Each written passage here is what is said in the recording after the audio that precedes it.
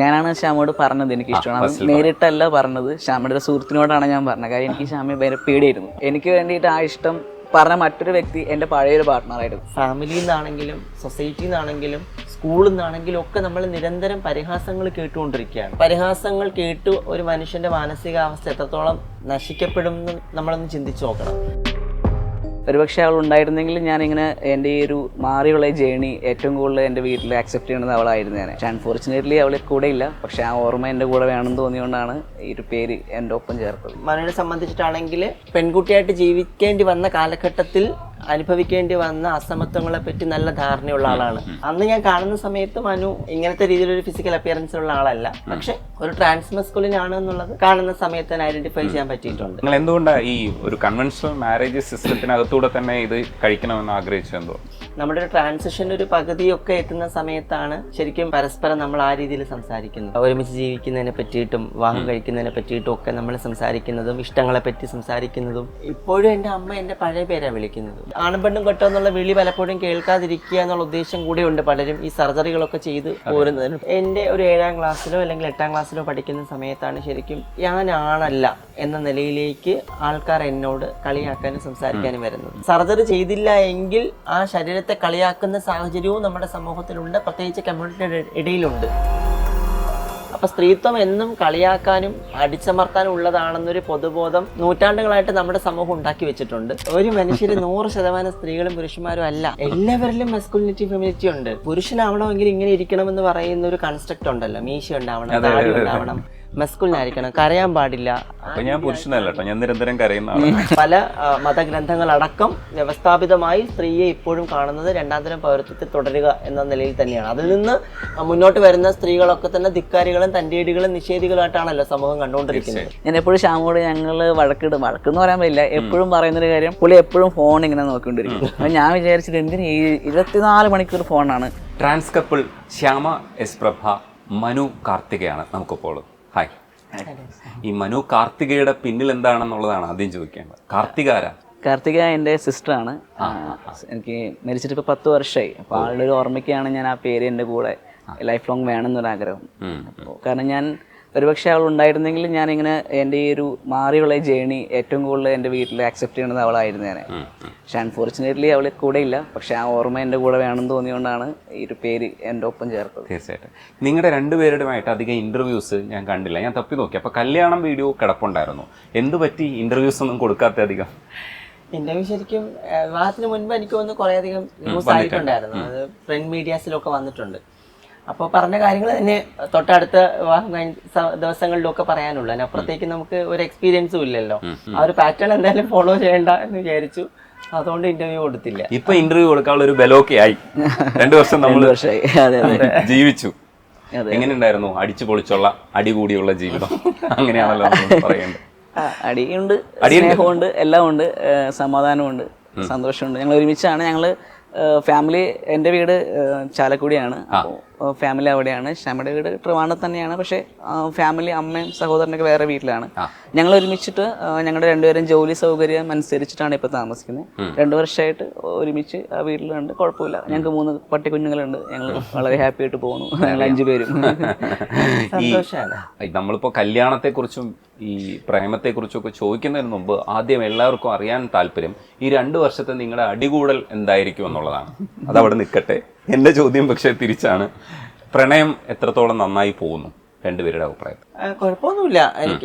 എനിക്ക് തോന്നുന്നത് ഒരു പരിധിവരെ നമുക്ക് പരിമിതികൾ പരസ്പരം മനസ്സിലാക്കാൻ പറ്റിയിട്ടുണ്ടെന്നുള്ളതാണ്. എന്ന് വെച്ചാൽ നമുക്ക് എത്രത്തോളം നമ്മുടെ പൊട്ടൻഷ്യൽ ഉണ്ട്, ഇതുവരെ നമുക്ക് കാര്യങ്ങൾ ചെയ്യാൻ പറ്റും എന്നതിനെ പറ്റി 2 പേർക്കും ധാരണയുണ്ട്. രാവിലെ ചെയ്യുന്ന ചില കാര്യങ്ങളിലാണെങ്കിലും ഒക്കെ എനിക്ക് ചെയ്യാൻ പറ്റിയില്ല എന്നുള്ളതൊന്നും ഒരു പ്രശ്നം ഉണ്ടാക്കുന്ന തരങ്ങളിലേക്ക് നമ്മുടെ ഇടയിൽ മാറുന്നില്ല എന്നുള്ളത് നമ്മുടെ പരിമിതികൾ പരസ്പരം മനസ്സിലാക്കി മുന്നോട്ട് പോകാൻ ശ്രമിക്കുന്നത് കൊണ്ടാണ് മാനേജ് ചെയ്യാൻ പറ്റുന്നത്. അതെ, അത് എനിക്ക് തോന്നുന്നത് അതുകൊണ്ടാണ് നമുക്ക് സസ്റ്റെയിൻ ചെയ്ത് പോകാൻ പറ്റുന്നതാണ് എനിക്ക് മനസ്സിലാക്കാൻ പറ്റിയത്.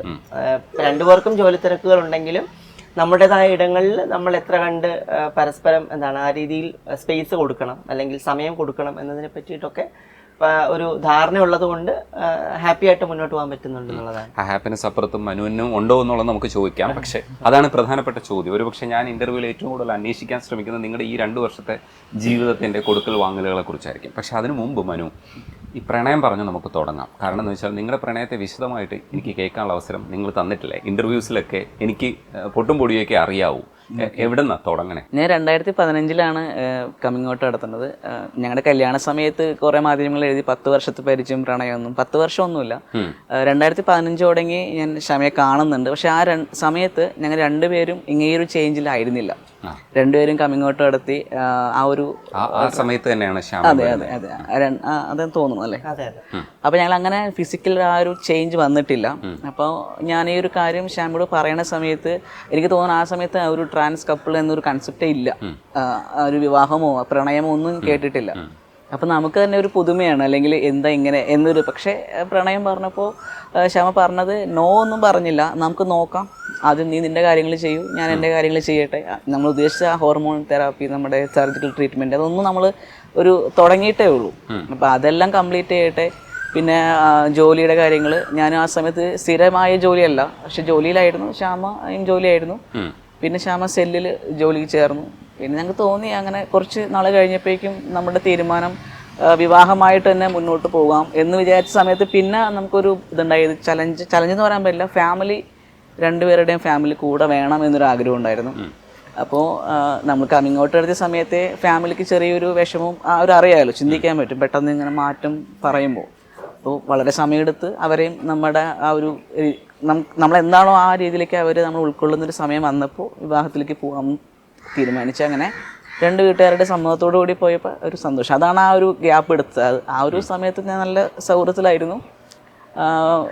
വിവാഹശേഷമാണ് ഒരുമിച്ച് ജീവിച്ചു ഒരു വീട്ടിലായിട്ട് ഞങ്ങൾ താമസിച്ചു തുടങ്ങിയത്. അതിന് മുമ്പ് വരെ പ്രണയം ഉണ്ടായിരുന്നു. കുറച്ചാൾ പ്രണയിച്ച് പോയി. പിന്നെ വിവാഹം കഴിക്കാൻ തീരുമാനിച്ച് രണ്ട് വീട്ടുകാരുടെയും സമ്മതത്തോടു കൂടി സുഹൃത്തുക്കളെല്ലാം കൂടി ചടങ്ങായിട്ട് നടത്തി അങ്ങനെ ഉഴപ്പിപ്പോയേ. അപ്പോൾ ശ്യാമ ശരിക്കും മനുവിനെ ആദ്യം ഐഡന്റിഫൈ ചെയ്യുന്നത്, ഇല്ലെങ്കിൽ കണ്ടെത്തുന്നതോ കാണുന്നതോ അങ്ങനെയൊരു സ്ഥലം എവിടെയാ, ഇല്ലെങ്കിൽ ആ ഒരു കാലം പറയും? ശരിക്കും 2014 ശേഷമാണ് കേരളത്തിൽ കുറച്ചുകൂടി ഈ ഗവൺമെന്റിന്റെ ഒക്കെ ഇടപെടലിന്റെ ഒക്കെ ഫലമായിട്ട് കുറച്ചധികം വിസിബിലിറ്റി ഉണ്ടാകുന്നത്. അപ്പം ആ സമയത്ത് പലതരത്തിലുള്ള സംഘടനാ സംവിധാനങ്ങളുണ്ട് കേരളത്തിൽ. അപ്പം സംഘടനകളൊക്കെ പല പരിപാടികൾ ഓർഗനൈസ് ചെയ്യാറുണ്ട് ജില്ലകളിൽ. അപ്പം അന്ന് അതിൻ്റെ ഭാഗമായിട്ടൊക്കെ നിൽക്കുന്ന ആൾക്കാർ എന്നുള്ള നിലയിൽ നമ്മൾ പങ്കെടുക്കാറുണ്ടായിരുന്നു. അങ്ങനെ ഒരു പരിപാടിയിൽ വെച്ചാണ് ശരിക്കും ഞാൻ ആദ്യമായിട്ട് മനുവിനെ കാണുന്നത്. അപ്പം അന്ന് ഞാൻ കാണുന്ന സമയത്ത് ശരിക്കും മനുവായിട്ട് ഇങ്ങനത്തെ രീതിയിലൊരു ഫിസിക്കൽ അപ്പിയറൻസിലുള്ള ആളല്ല. പക്ഷെ ഒരു ട്രാൻസ്മസ്കുലിനാണ് എന്നുള്ളത് കാണുന്ന സമയത്ത് തന്നെ ഐഡൻറ്റിഫൈ ചെയ്യാൻ പറ്റിയിട്ടുണ്ട്. അപ്പോൾ ആ രീതിയിലുള്ള സൗഹൃദം സംസാരം, കാരണം നമുക്ക് എപ്പോഴും ഈ സിസ് ജെൻഡർ ആയിട്ടുള്ള ആൾക്കാരോട് ഇടപെടുന്നതിനേക്കാൾ കുറച്ചുകൂടി ഫ്രീ ആയിട്ട് നമ്മുടെ കമ്മ്യൂണിറ്റി എന്നുള്ള നിലയിൽ ഒരാൾ ഇടപെടാൻ പറ്റുന്നുണ്ട്. അപ്പോൾ അതുകൊണ്ട് കുറച്ച് ക്ലോസ് ആയിട്ട് തന്നെ ഇടപെട്ടിരുന്നു. ആ സമയത്ത് കൂടുതൽ സംസാരിച്ചിരുന്നു, കാര്യങ്ങൾ എവിടെയാണ് അങ്ങനത്തെ രീതിയിലുള്ള. പിന്നെ ഇടയ്ക്ക് നമ്മൾ ഫോണിൽ വിളിക്കാറുണ്ട്, ചാറ്റ് ചെയ്യാറുണ്ട്. അപ്പം ഇന്ന സ്ഥലങ്ങളിലാണ് ജോലിയുള്ളത്, അപ്പം റുട്ടീൻ വർക്കുകൾ ഇങ്ങനെയൊക്കെയാണെന്ന് മനസ്സിലാക്കാൻ. അപ്പം ആ രീതിയിൽ നമ്മളൊരു പ്രണയം അല്ലെങ്കിൽ ഒരുമിച്ച് ജീവിക്കാം എന്നുള്ള നിലയിൽ തുടക്കം ഒന്നും നമ്മൾ അങ്ങനെയൊന്നും ചിന്തിച്ചിട്ടേ ഇല്ല, അതിനെപ്പറ്റി ഒന്നും സംസാരിച്ചിട്ടില്ല. നമ്മുടെ ഒരു ട്രാൻസിഷൻ ഒരു പകുതിയൊക്കെ എത്തുന്ന സമയത്താണ് ശരിക്കും പരസ്പരം നമ്മൾ ആ രീതിയിൽ സംസാരിക്കുന്നത്. എന്ന് വെച്ചാൽ ഒരുമിച്ച് ജീവിക്കുന്നതിനെ പറ്റിയിട്ടും വിവാഹം കഴിക്കുന്നതിനെ പറ്റിയിട്ടും ഒക്കെ നമ്മൾ സംസാരിക്കുന്നതും ഇഷ്ടങ്ങളെ പറ്റി സംസാരിക്കുന്നതും ആ സമയത്താണ്, ആ ഒരു ട്രാൻസിഷൻ നടന്നുകൊണ്ടിരിക്കുന്ന സമയത്താണ്. പിന്നീട് കുറച്ചുകൂടി റെസ്പോൺസിബിലിറ്റീസ് രണ്ടുപേർക്കും വന്നിട്ടുണ്ട് ലൈഫിൽ, ഫാമിലി എന്നുള്ള നിലയിൽ അവരുടെ കാര്യങ്ങൾ. അപ്പം അതൊക്കെ മ്യൂച്വലി നമ്മളെ ഹെൽപ്പ് ചെയ്ത് തന്നെ ചെയ്തിട്ടുണ്ടെന്നുള്ളതാണ്. അങ്ങോട്ടും ഇങ്ങോട്ടും പറ്റുന്ന രീതിയിൽ സഹായിച്ച് തന്നെ അത്തരം കാര്യങ്ങൾ ചെയ്തിട്ടുണ്ട്. അപ്പോൾ അതൊക്കെ തന്നെ എനിക്ക് സപ്പോർട്ടായിട്ട് മനു നിൽക്കുന്നും തിരിച്ചും ഇപ്പം എനിക്ക് സാമ്പത്തികമായിട്ടൊന്നും സഹായിക്കാൻ പറ്റിയില്ല എങ്കിലും, അല്ലെങ്കിൽ ആ രീതിയിൽ ഇമോഷണലി അല്ലെങ്കിൽ ഫിസിക്കലി ഒക്കെ നമുക്കൊരു ബോണ്ടിങ് ആയിട്ട് അല്ലെങ്കിൽ ഹെൽപ്ഫുള്ളായിട്ട് നിൽക്കാൻ പറ്റും. കാരണം മനു എനിക്ക് ഈ പറയുന്ന ലോണൊക്കെ എടുത്ത് എൻ്റെ വീടിൻ്റെ ആവശ്യങ്ങൾക്ക് വേണ്ടിയിട്ടൊക്കെ സഹായിച്ചിട്ടുണ്ട്. അപ്പോൾ അത് കേവലം അത്തരത്തിലുള്ള റിലേഷൻഷിപ്പിനപ്പുറത്തേക്ക് മാനസികമായിട്ട് നമുക്കൊരു അടുപ്പം ഉണ്ടാകുന്നു എന്ന് പറയുന്നത് അവിടെ വെച്ച് ഡെവലപ്പ് ചെയ്ത് വന്ന ഒന്നാണ്. അതിനുശേഷമാണ് പിന്നീട് നമ്മൾ ഒരുമിച്ച് പിന്നെ സിനിമ കാണാൻ പോകാറുണ്ട്, പലയിടങ്ങളിലും അങ്ങനെയൊക്കെ പോയിട്ടൊക്കെ. ഈ ആശ്രയിക്കാനുള്ള ഇടത്ത് ഒരു പ്രണയത്തെ നമ്മൾ ഫിക്സ് ചെയ്യണമെങ്കിൽ കുറച്ചുകൂടെ ഒരു ചായ്വ് വേണമല്ലോ, അതെവിടെ തോന്നി തുടങ്ങിയ ശരിക്കും? അതാ ഞാൻ പറഞ്ഞത്, എല്ലാ കാര്യത്തിലും ഇപ്പം എനിക്ക് ചില കാര്യങ്ങളിൽ ഒരു തീരുമാനം എടുത്ത് അതൊക്കെയാണ് അല്ലെങ്കിൽ അത് ശരിയായിരിക്കും എന്ന് ചിലപ്പോൾ ആശങ്ക വരാറുണ്ട്. അപ്പം ആ സമയങ്ങളിലൊക്കെ തന്നെ അത് ശരിയാകും എന്ന് പൂർണ്ണമായിട്ട് നമ്മളെ സാറ്റിസ്ഫൈഡ് ആക്കുന്ന നിലയിലേക്ക് ഒരു പിന്തുണയാണ് പലപ്പോഴും കിട്ടുന്നത്. അത് നമുക്കൊന്ന് പങ്കാളി എന്നുള്ള നിലയിൽ നമുക്കത് തന്നെയാണ് കിട്ടേണ്ടത്. നമ്മൾ ഇടപെടുന്ന മേഖലകളിൽ നമുക്ക് പിന്തുണ തരിക, നമ്മൾ ഒന്ന് വീക്കാകുന്ന ഇടത്ത് നമുക്ക് വേണ്ട രീതിയിലൊരു എനർജി തരിക എന്നൊക്കെ പറയുന്നത് നമ്മുടെ പങ്കാളിയായിട്ട് നിൽക്കുന്ന ഒരാളുടെ കയ്യിൽ നിന്ന് കിട്ടുകയാണെങ്കിൽ അത് കുറച്ചുകൂടി നമുക്ക് സക്സസ് ആയിട്ട് മുന്നോട്ട് പോകാൻ പറ്റും. ഇത് ഭയങ്കര പ്രായോഗികമായിട്ട് അതല്ല ഞാൻ ചോദിക്കണേ, എപ്പോഴാണ് വീണു പോയെന്നുള്ളതാണ്. വീണ് പോയി പറയുന്നത് ഇപ്പൊ പറഞ്ഞ പോലെ അങ്ങനെ പ്രണയം ഞാനാണ് ശ്യാമോട് പറഞ്ഞത്, എനിക്ക് ഇഷ്ടമാണ്. അത് നേരിട്ടല്ല പറഞ്ഞത്, ശ്യാമയുടെ സുഹൃത്തിനോടാണ് ഞാൻ പറഞ്ഞത്. കാര്യം എനിക്ക് ശ്യാമയെ ഭയങ്കര പേടിയായിരുന്നു. പുള്ളിക്കാരി അങ്ങനെ ഭയങ്കര പൊതുവിൽ ആൾക്കാർ കാണുന്ന സമയത്ത് വിചാരിക്കുന്നത് ഞാൻ ഭയങ്കര ദേഷ്യമുള്ള ആളാണ് എന്ന് വിചാരിക്കാറുണ്ട്. പക്ഷെ അങ്ങനെയല്ല, അത് എന്നെ കാണുന്ന സമയത്ത് വിചാരിച്ചു എന്ന് പറയുന്നതാണ് പ്രശ്നം. ആളങ്ങനെ കുറച്ച് ഭയങ്കര ഞാൻ അങ്ങനെ പേടിയെന്ന് ഉദ്ദേശിച്ചത് പുള്ളി അങ്ങനെ ഭയങ്കര നമുക്ക് ആ സമയത്ത് ഈ പറഞ്ഞ പോലെ പല സംഘടനകളിലൊക്കെ ഈ ഒരു LGBT വിഷയങ്ങളിലൊക്കെ കൂടുതൽ അവയർനെസ്സും അല്ലെങ്കിൽ നമ്മുടെ ഒരു ടുഗദർനെസ് എല്ലാം പല സ്ഥലങ്ങളിൽ നടക്കുന്ന സമയത്ത് ഞാൻ പലവട്ടം ശ്യാമയെ കണ്ടു. അപ്പോൾ എനിക്കൊരു ഒരു സ്പാർക്ക് തോന്നി, ഇഷ്ടമാണെന്ന് പറയണോ, പറഞ്ഞാൽ പ്രശ്നമാകും. അപ്പോൾ ശ്യാമയെ ഞാൻ അല്ലാതെ ശ്രദ്ധിക്കുന്ന സമയത്ത് ശ്യാമ അങ്ങനെ ഭയങ്കര ഫ്രീ ആയിട്ട് വർത്തമാനം പറയുന്ന ഒരാളല്ല, എല്ലാവരോടും വളരെ ഗൗരവമായിട്ടൊക്കെ എനിക്ക് തോന്നിയിട്ടുണ്ട്. അപ്പോൾ ഞാനിത് പറഞ്ഞാൽ പ്രശ്നമാകും. കാരണം നമുക്ക് പറഞ്ഞ പോലെ ഒരു മുൻപത്തെ ഒരു എക്സ്പീരിയൻസ് അല്ലെങ്കിൽ വേറൊരു ആളെ ഇതൊന്നും കാണിച്ചു കൊടുക്കാനില്ല. കാര്യം ഞങ്ങൾ രണ്ടുപേരും ട്രാൻസ് ആണ്, ഇങ്ങനത്തെ ഒരു കാര്യം എവിടെ ഞങ്ങൾ കേട്ടിട്ടില്ല. ഞാനിത് പറഞ്ഞു കഴിഞ്ഞാൽ മറ്റുള്ള ആൾക്കാർ എന്ത് വിചാരിക്കും, അല്ലെങ്കിൽ ശ്യാമ തന്നെ എന്ത് വിചാരിക്കും, ഇതൊക്കെ എനിക്കുണ്ട്. പക്ഷെ ഞാൻ എന്നാലും ശ്യാമയുടെ ഒരു സുഹൃത്തിനോട് ഇങ്ങനെ പറഞ്ഞു. അപ്പോൾ പുള്ളിക്കാർ പറഞ്ഞു ഞാൻ പറഞ്ഞു നോക്കാമെന്നേ ഞാൻ പറയുന്നുള്ളൂ, എനിക്ക് ഉറപ്പൊന്നും പറയാൻ പറ്റില്ല എന്ന് പറഞ്ഞു. പക്ഷെ പറഞ്ഞതിന് ശേഷം ഞാൻ മാക്സിമം ഞാൻ എന്താ ചെയ്യുന്നത് വെച്ചാൽ ഞാൻ ട്രിവാൻഡ്രത്തേക്ക് യാത്ര ചെയ്യാൻ തുടങ്ങി. ഞാൻ ആ സമയത്ത് മാഹിയിലാണ് വർക്ക് ചെയ്യുന്നത്. അപ്പോൾ അങ്ങ് ആ ദിവസം അവിടെ നിന്ന് വരെ ഞാൻ പല കാര്യങ്ങൾ അവസരങ്ങൾ ഉണ്ടാക്കി യാത്ര ചെയ്യാൻ തുടങ്ങി. പക്ഷെ എൻ്റെ യാത്ര ചെയ്യുന്ന ഇൻറ്റൻഷൻ മുഴുവൻ ട്രിവാൻഡ്രത്ത് വരിക, ശ്യാമയെ കാണുക. പക്ഷെ നേരിട്ട് ഞാൻ വളരെ അപൂർവമായിട്ട് പോയി സംസാരിക്കത്തുള്ളൂ. പക്ഷെ സുഹൃത്തുക്കൾ വഴിയൊക്കെ അങ്ങനെ ശ്യാമ അറിഞ്ഞു. അപ്പോഴും എനിക്ക് നേരിട്ട് സംസാരിക്കാൻ പേടിയായിരുന്നു. പിന്നെ ഞാൻ മെസ്സേജ് അയച്ചിട്ടൊക്കെയാണ്, പക്ഷെ ആളങ്ങനെ റെസ്പോണ്ടും ചെയ്തില്ല. ഒരു വളരെ സാധാരണമായിട്ടുള്ളൊരു ഇതേ ഉള്ളൂ. അല്ല, അന്ന് നമ്മൾ അതിനെ അത്രയും സീരിയസ് ആയിട്ട് കാണുന്നില്ല എന്നുള്ളതാണ്. പക്ഷെ സീരിയസ് അല്ലെങ്കിൽ പോലും അതൊരു പ്രണയത്തിന്റെ ഒരു സാധ്യതയല്ലേ എനിക്ക് തോന്നുന്നു. ആ സമയത്ത് സാധ്യതയാണെന്നുള്ളത് എനിക്ക് മനസ്സിലായിരുന്നു. പക്ഷെ അങ്ങനെ പറയും, ഇപ്പൊ ഒരു സിസ്ജെൻഡർ ആൾക്കാരെ പോലെ ഒരാണ് പെണ്ണിനോട് പ്രണയം പറയും, അങ്ങനെ ഒരു പറയുന്ന ഒരു സിറ്റുവേഷൻ ട്രാൻസിനിടയിൽ അങ്ങനെ സംഭവിച്ചിട്ടില്ല. ഞങ്ങൾ ഇത് പറയുന്ന സമയത്ത് മറ്റൊരു ആളുടെ കാര്യം പറഞ്ഞ് ഇന്ന ആൾ അങ്ങനെയാണ് അങ്ങനെയൊന്നും പറയാനില്ല. അപ്പോൾ ഞാനിത് പറയും, ഞാൻ ചിന്തിക്കുന്ന ഒരു പക്ഷെ അങ്ങനെയായിരിക്കും. ഞാൻ പറഞ്ഞ സമയത്ത് ഇതെന്താ ഇങ്ങനെ പറയുന്നേ എന്നായിരിക്കും ശ്യാമ ചിന്തിച്ചിരിക്കുക. കാര്യം ഞാൻ അങ്ങനെ ഒരു ചേഞ്ചിലേക്ക് കംപ്ലീറ്റ് ഈ ഒരു ഇതിലേക്ക് വന്നിട്ടില്ല. എൻ്റെ ട്രാൻസ്ജെൻഡർ ഞാൻ ഇരിക്കുന്നത് പഴയ രൂപത്തിലാണ്. അപ്പോൾ അതൊക്കെ ഒരു കൺഫ്യൂഷൻ ആവാം. നേരെ ശ്യാമയും പഴയ രൂപത്തിലാണ്. അപ്പോൾ ആ രൂപത്തിൽ ഇത് എങ്ങനെ പോസിബിൾ ആവും, ഈ ഒരു പ്രണയം വർക്കൗട്ട് ആവും, ഇതൊക്കെ ഞങ്ങളും ചിന്തിക്കുന്നുണ്ട്, ചുറ്റുമുള്ള ആൾക്കാരും ചിന്തിക്കാം. ആ ഒരു തോന്നലാകാൻ നമുക്കിങ്ങനെ ആ സമയത്ത് പറയുന്നത് ശരിയാണോ എന്ന് വിചാരിച്ചിട്ടുണ്ടാവുക. ചിലപ്പോൾ അതായിരിക്കും ശ്യാമ അങ്ങനെ ഒരു നോ പറഞ്ഞിട്ടില്ല, നോ എന്ന് ഒരിക്കലും പറഞ്ഞിട്ടില്ല. പക്ഷെ ഗ്യാപ്പ് വളരെ നോക്കാം, അങ്ങനെ ഒരു ഇതായിരുന്നു, ഒഴുക്കം ഉണ്ടായിരുന്നു. ഈ പറഞ്ഞ പോലെ എങ്ങനെ ഇത്തരം റിലേഷൻസ് നമുക്ക് കണ്ടിന്യൂ ചെയ്ത് കൊണ്ടുപോകാൻ പറ്റും, അല്ലെങ്കിൽ ഏത് രീതിയിൽ നിയമപരമായിട്ട് എന്തെങ്കിലും പ്രശ്നങ്ങൾ നിലനിൽക്കും, അതിനെപ്പറ്റി നമുക്ക് ധാരണയില്ല. അപ്പം അത് എങ്ങനെ നമുക്ക് അതിനെ പറ്റി ആശങ്കയുള്ളൊരു സമയത്താണ് ആ രീതിയിൽ വരുന്നത്. അപ്പം അതുകൊണ്ട് തന്നെ അതിനെപ്പറ്റി കൂടുതൽ ആലോചിക്കേണ്ടി വന്നിട്ടുണ്ട്.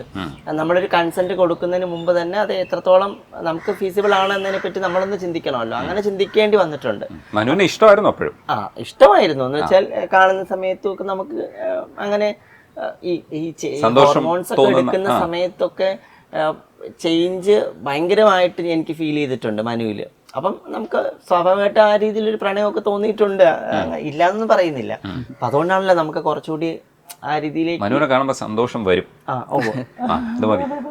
ഓക്കെ, അത് കഴിഞ്ഞിട്ട് പിന്നെ എങ്ങനെ മൂവ് ചെയ്തു അത് പിന്നീട്? കാരണം എനിക്ക് തോന്നുന്നു നിങ്ങൾ രണ്ടുപേരും അമ്മക്കുട്ടികളാണ്, അമ്മയോട് ഭയങ്കര അറ്റാച്ച്മെന്റ് ഉള്ള രണ്ടുപേരാണ്. എങ്ങനെ അവിടെ പറഞ്ഞ് കൺവിൻസ് ചെയ്തു എന്നുള്ളത്? അല്ല, അത് ഭയങ്കര ഇപ്പം എനിക്ക് ഭയങ്കര ശ്രമകരമായിരുന്നു എന്നുള്ളതാണ്. എന്ന് വെച്ചാൽ ഇപ്പോഴും എൻ്റെ അമ്മ എൻ്റെ പഴയ പേരാണ് വിളിക്കുന്നത്. എന്നുവെച്ചാൽ എൻ്റെ പേര് വലിയ ചേഞ്ച് വന്നിട്ടില്ലെങ്കിൽ പോലും അമ്മ എന്നെ ആ പേര് തന്നെയാണ് ഇപ്പോഴും വിളിക്കുന്നത്, എടാന്ന് തന്നെയാണ് ഇപ്പോഴും വിളിക്കുന്നത്.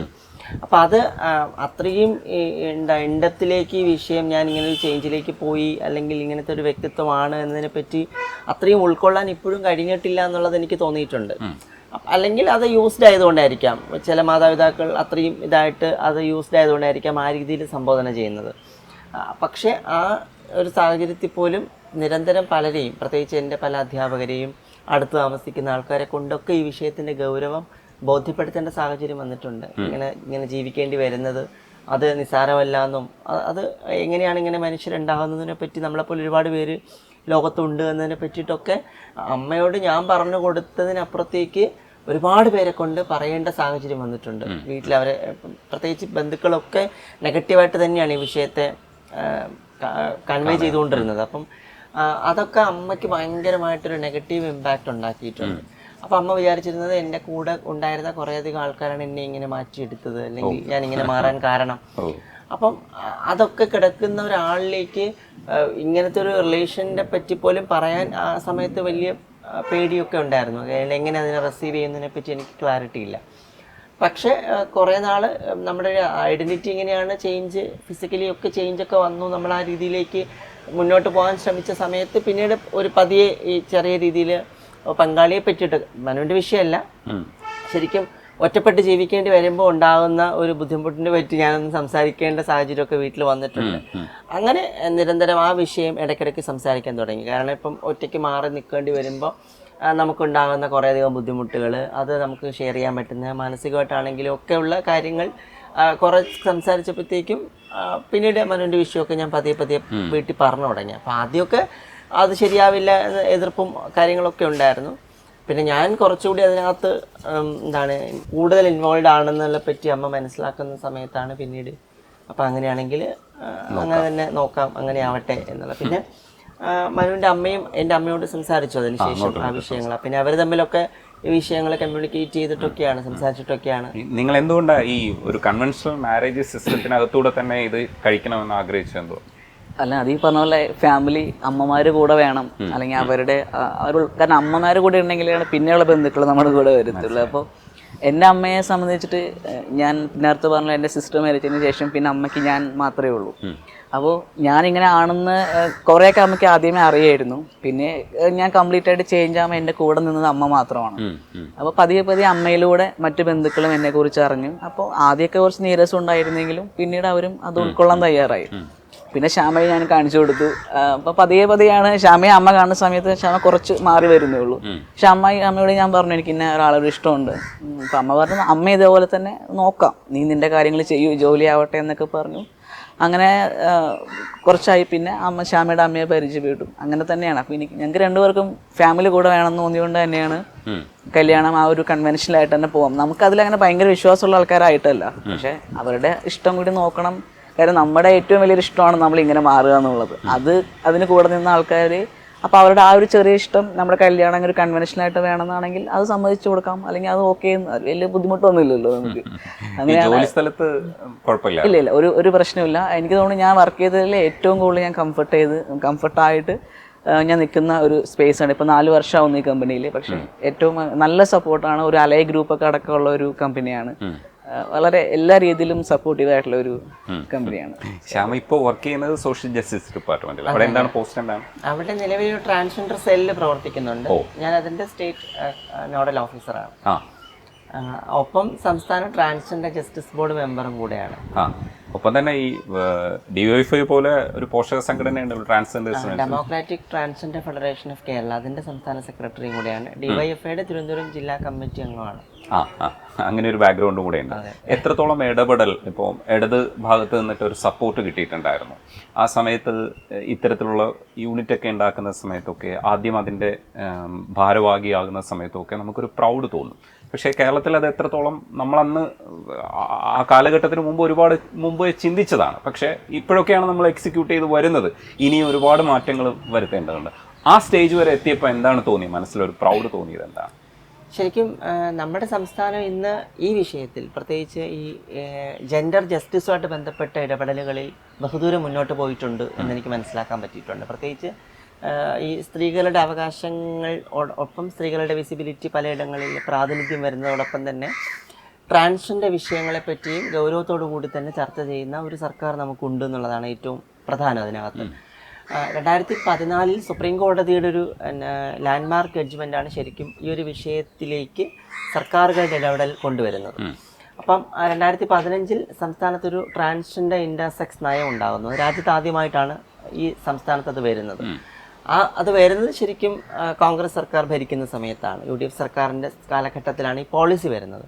പക്ഷേ പോളിസിയെ അതിൻ്റെ എന്താണ് ഗൗരവത്തോടു കൂടി തന്നെ നടപ്പിലാക്കാൻ ഇടതുപക്ഷ സർക്കാർ ശ്രമിച്ചു. അതിൻ്റെ ഫലമായിട്ടാണ് 2018 ട്രാൻസ്ജെൻഡർ സെല്ല് നമ്മുടെ സംസ്ഥാനത്ത് രൂപീകരിക്കുന്നത്. ഈ ട്രാൻസ്ജെൻഡർ സെല്ല് ശരിക്കും ഈ സംസ്ഥാനത്തുള്ള ട്രാൻസ്ജെൻഡർ നയത്തെ ഫലവത്തായി നടപ്പിലാക്കുക എന്നുള്ള ഉദ്ദേശമാണ് അതിനകത്തുള്ളത്.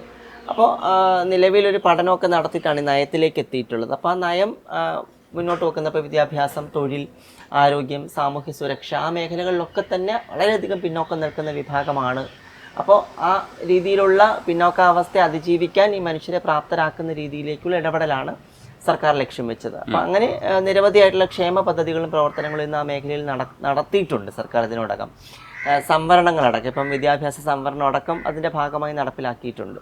അപ്പം അതുകൊണ്ടാണ് ഞാൻ പറഞ്ഞത്, പല മേഖലകളിലേക്ക് ഒരുപാട് മനുഷ്യർക്ക് കടന്നു വരാൻ കഴിയുന്നുണ്ട്. ഇപ്പം നമുക്ക് വളരെ വിസിബിളായി ഇവിടെ ഇരുന്ന് സംസാരിക്കാൻ സാധിക്കുന്നു, നമ്മുടെ അസ്തിത്വത്തിൽ ഇരിക്കാൻ സാധിക്കുന്നു എന്ന് പറയുന്നത് ഞങ്ങൾക്ക് ഇങ്ങനത്തെ ഒരു അവസരം കിട്ടുമെന്ന് ഒരിക്കലും പ്രതീക്ഷിച്ചിട്ടില്ല. ആ രീതിയിലേക്ക് നമ്മുടെ സമൂഹം മാറിയിട്ടുണ്ട് എന്ന് പറയുന്നത് ആ രീതിയിൽ സർക്കാർ സംവിധാനങ്ങളടക്കം ഇതിനകത്ത് നടത്തിയ ഇടപെടലിൻ്റെ ഫലമായിട്ടാണ്. ഇപ്പോൾ കരിക്കുലം റിവിഷൻ അടക്കം നടത്തിക്കൊണ്ടിരിക്കുന്ന ഒരു സമയമാണ് നമ്മുടെ സംസ്ഥാനത്ത്. അപ്പോൾ അതിൻ്റെ ഭാഗമായി വിദ്യാർത്ഥികൾക്ക് കരിക്കുലത്തിലടക്കം ഈ വിഷയത്തെ ഉൾക്കൊള്ളിക്കുന്നതിന് വേണ്ടിയിട്ട് നമുക്ക് ഇടപെടാൻ പറ്റിയിട്ടുണ്ട്. അതൊക്കെ എനിക്ക് തോന്നുന്നത് നമ്മളിതിൻ്റെ ഭാഗമായിട്ട് ഇരിക്കുന്ന സമയത്ത് നമുക്ക് ലഭിക്കുന്ന ഒരു അവസരത്തെ എത്ര കണ്ട് മെച്ചപ്പെട്ട നിലയിൽ നമുക്ക് വിനിയോഗിക്കാൻ കഴിയും. അതെല്ലാ സമയത്തും എല്ലാവർക്കും അവസരം കിട്ടണമെന്നില്ല. ലഭിക്കുന്ന അവസരത്തെ മാക്സിമം വിനിയോഗിച്ചു കഴിഞ്ഞാൽ അത് ഇനി വരുന്ന തലമുറയിൽപ്പെട്ട മനുഷ്യർക്കടക്കം പ്രയോജനം ചെയ്യും എന്നുള്ളത് കൊണ്ടാണ് നമ്മൾ അത്രയും എഫേർട്ട് അതിനകത്ത് ഇടുന്നത്. അപ്പം ആ രീതിയിൽ നിരന്തരമായ സമ്മർദ്ദം സർക്കാർ സംവിധാനങ്ങൾക്ക് മേൽ കൊടുക്കുന്ന സമയത്താണ് ഒരു റിസൾട്ട് നമുക്ക് കിട്ടുക. അത് നമ്മുടെ കൂട്ടായ പരിശ്രമത്തിൻ്റെ ഫലമായിട്ടാണ്. ഒന്നോ രണ്ടോ വ്യക്തികൾ എന്നതിനപ്പുറത്തേക്ക് സംഘടനാ സംവിധാനമായിട്ട് നമ്മൾ കളക്റ്റീവായിട്ട് നിന്നുകൊണ്ട് തന്നെ അതിനു വേണ്ടി സംസാരിക്കുന്ന സമയത്താണ് അതിനകത്ത് ആ ഒരു മാറ്റം ഉണ്ടായി വരുന്നത്. അപ്പം അത് ഈ പറയുന്ന പല മേഖലകളിലും സംഭവിച്ചിട്ടുണ്ട്. ഇപ്പം ആരോഗ്യ മേഖലയിലേക്ക് നോക്കിക്കഴിഞ്ഞാൽ ഇന്ന് കമ്മ്യൂണിറ്റിയിൽ നിന്ന് തന്നെ ലിങ്ക് വർക്കർമാരെ നിയമിച്ചുകൊണ്ട് കുറച്ചുകൂടി ഈസി ആയിട്ട് ഹോസ്പിറ്റലുകളെ ഇൻക്ലൂസീവ് ആക്കിയിട്ടുണ്ട്. ക്യൂർ ഇൻക്ലൂസീവ് എന്ന് പറയുന്ന ആശയത്തിലേക്ക് എത്തിച്ചിട്ടുണ്ട്. അപ്പം അതൊക്കെ ഈ ആർദ്ര മിഷൻ്റെ ഒക്കെ ഭാഗമായിട്ടൊക്കെ തന്നെ ചില മേഖലകൾക്ക് കൂടെ പരിഗണന കൊടുക്കണം എന്നുള്ളൊരു തിരിച്ചറിവിൻ്റെ ഭാഗമായിട്ട് സംഭവിച്ചതാണ്.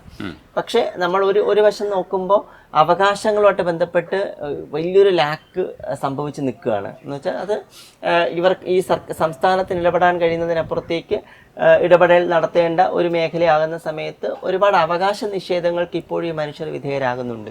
അപ്പോൾ ആ അവകാശങ്ങൾ നേടിയെടുക്കുക എന്നുള്ളത് ഇത്തരം സംഘടനകളുടെ ഭാഗമായിട്ട് നമ്മുടെ ഓരോരുത്തരുടെ ഉത്തരവാദിത്വമാണ്. ഇപ്പം ഈ ശ്യാമയുടെ ഈ വർത്തമാനം കൂടെ കേട്ടിട്ടാണല്ലേ എനിക്കിത് കാണാപ്പാടമാണ്. പക്ഷെ ശ്യാമ നിരന്തരം ഇത്തരം വിഷയങ്ങളിൽ സംസാരിക്കുന്നുണ്ട്. ആള് സ്വയം ഇതിനെക്കുറിച്ച് അപ്ഡേറ്റഡ് ആണ്. കാരണം ഞാൻ എപ്പോഴും ശ്യാമോട് ഞങ്ങൾ വഴക്കെന്ന് പറയാൻ പറ്റില്ല, എപ്പോഴും പറയുന്നൊരു കാര്യം, പുള്ളി എപ്പോഴും ഫോൺ ഇങ്ങനെ നോക്കിക്കൊണ്ടിരിക്കും. അപ്പം ഞാൻ വിചാരിച്ചിട്ട് എന്തിന് ഈ 24 മണിക്കൂർ ഫോണാണ്.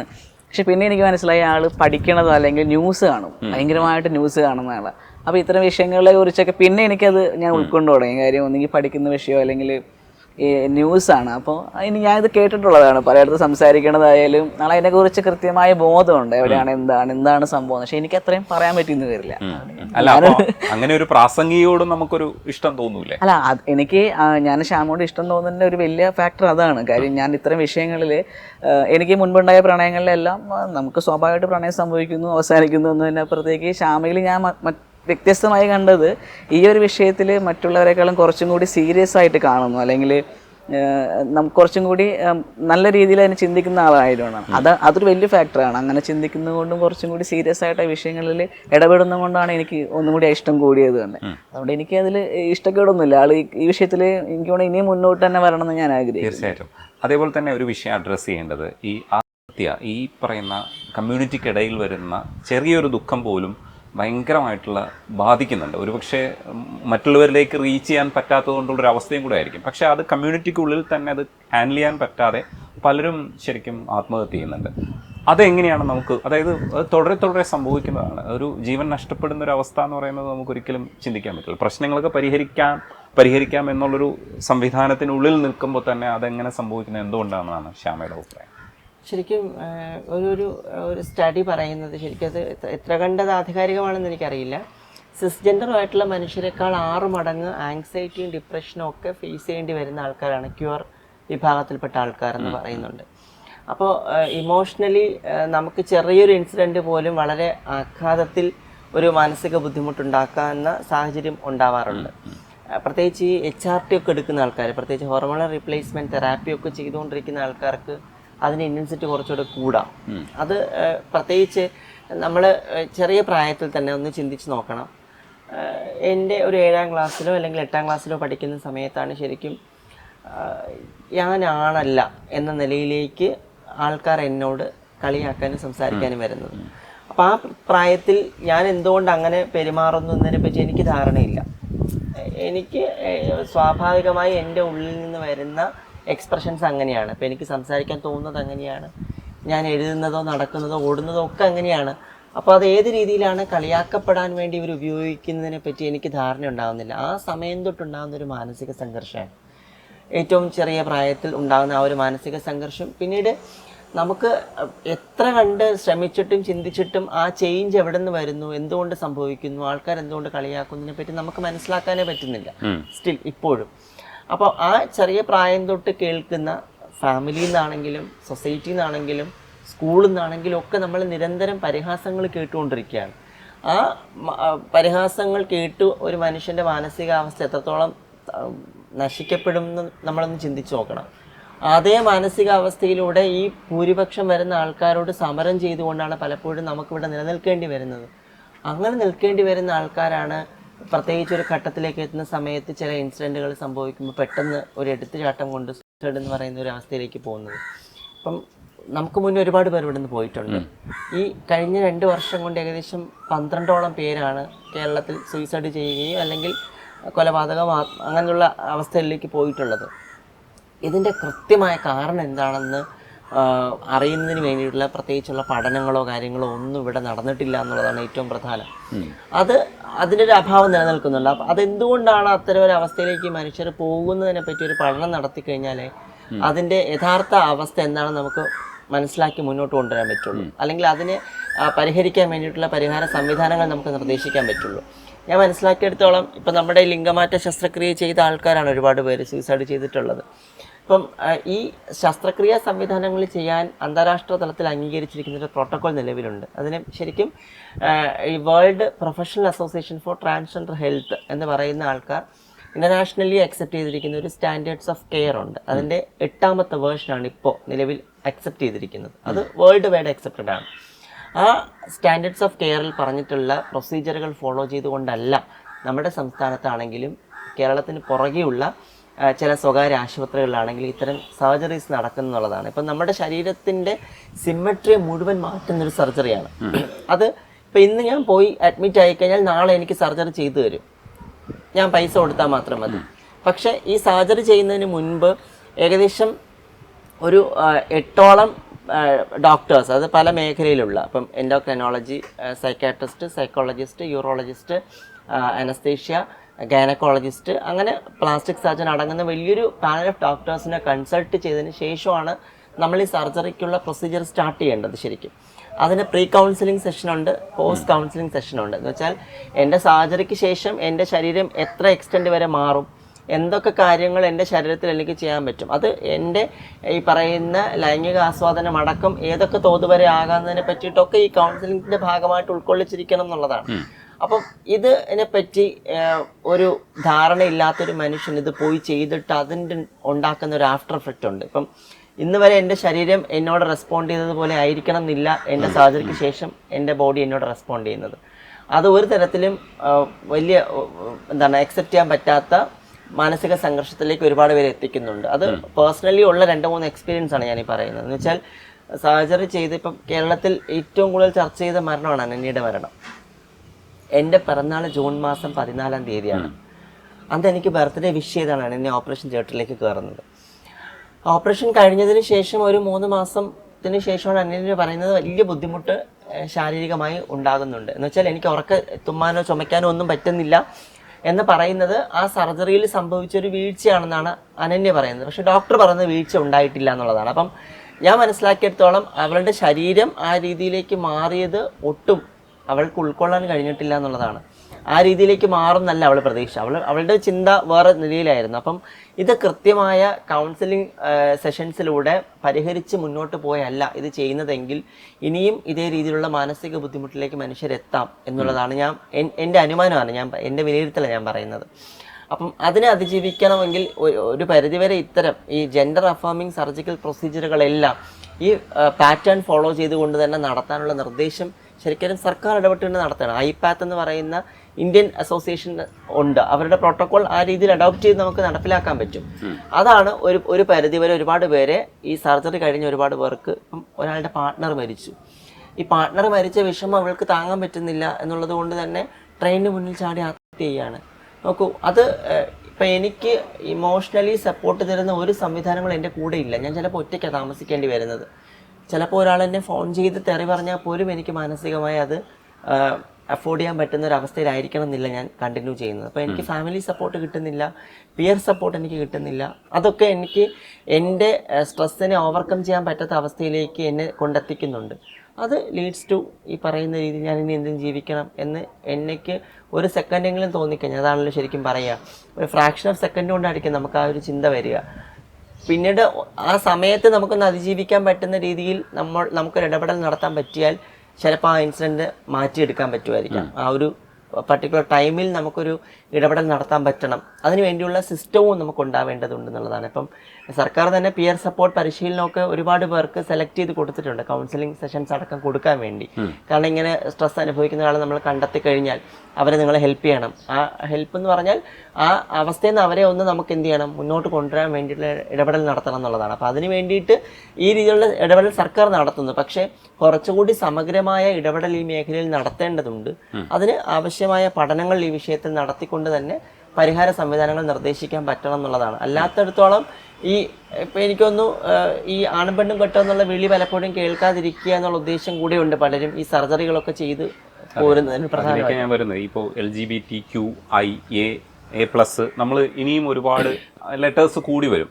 അപ്പം ശരിക്കും പറഞ്ഞാൽ അതാത് അവസ്ഥകളെ മനസ്സിലാക്കിയിട്ട് ഈ അവസ്ഥകളെ അക്കോമഡേറ്റ് ചെയ്യുക, അല്ലെങ്കിൽ നമ്മളത് അക്സെപ്റ്റ് ചെയ്യുക എന്നുള്ളതൊരു പ്രോസസ്സും കൂടെ നടക്കേണ്ടതുണ്ട്.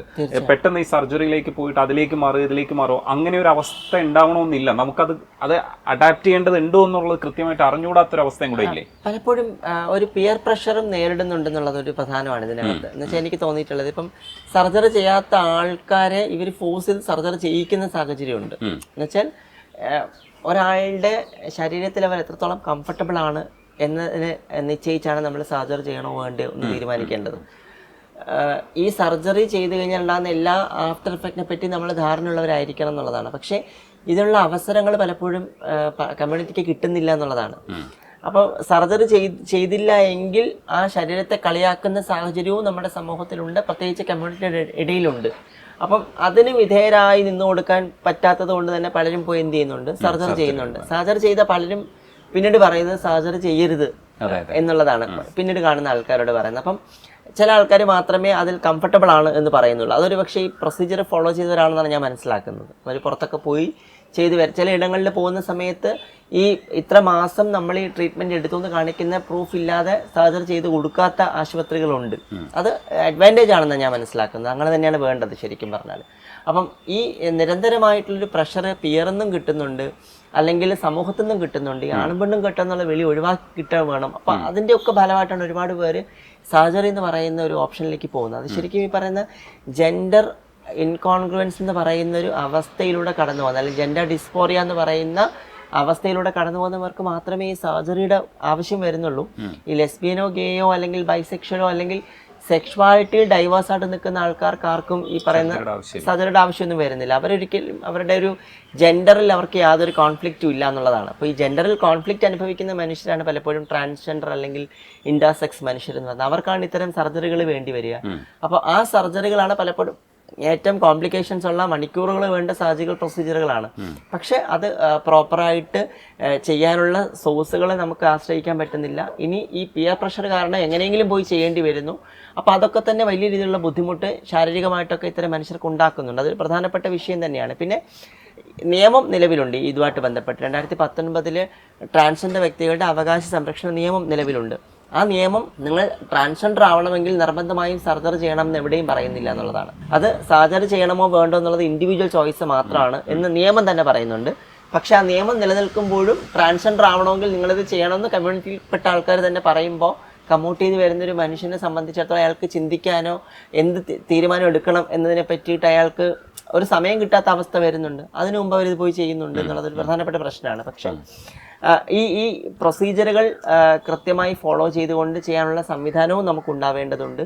അത് ഇൻഡിവിജ്വൽ ചോയ്സിൻ്റെ അടിസ്ഥാനത്തിൽ തന്നെ ചെയ്യേണ്ടതും ആവശ്യമാണ്. അത് എൻ്റെ ശരീരത്തിൽ ഞാൻ കംഫർട്ടബിൾ ആണെങ്കിൽ എനിക്ക് ട്രാൻസ്ജെൻഡറായി തന്നെ ജീവിക്കാൻ പറ്റണം എന്നുള്ള രീതിയിലാണ് ഒരു ബോധം എനിക്കുള്ളതെങ്കിൽ ഞാൻ സർജറി ചെയ്യണമെന്ന് ആരെങ്കിലും പറഞ്ഞാൽ തെറ്റിദ്ധാരണയാണെന്ന് മനസ്സിലാക്കാൻ നമുക്ക് പറ്റണം. പക്ഷെ പലപ്പോഴും പല രീതിയിൽ ഇപ്പം എനിക്ക് എത്രത്തോളം അവകാശമുണ്ട്, എനിക്ക് ഇത് ചെയ്യാമോ ചെയ്തുകൂടുന്നതിനെ പറ്റി ഇപ്പോഴും ധാരണയില്ലാത്ത മനുഷ്യർ കമ്മ്യൂണിറ്റി ഇടയിലുണ്ട്. ഏകദേശം 60% വരുന്നവരും അടിസ്ഥാന വിദ്യാഭ്യാസം പൂർത്തിയാക്കാത്ത പോയവരാണ്. അപ്പോൾ സ്വയം എന്നെ റിയലൈസ് ചെയ്യണം. ഇപ്പം എന്താ പറയുക, എനിക്ക് എന്നെ തന്നെ മനസ്സിലാക്കാൻ പറ്റണം.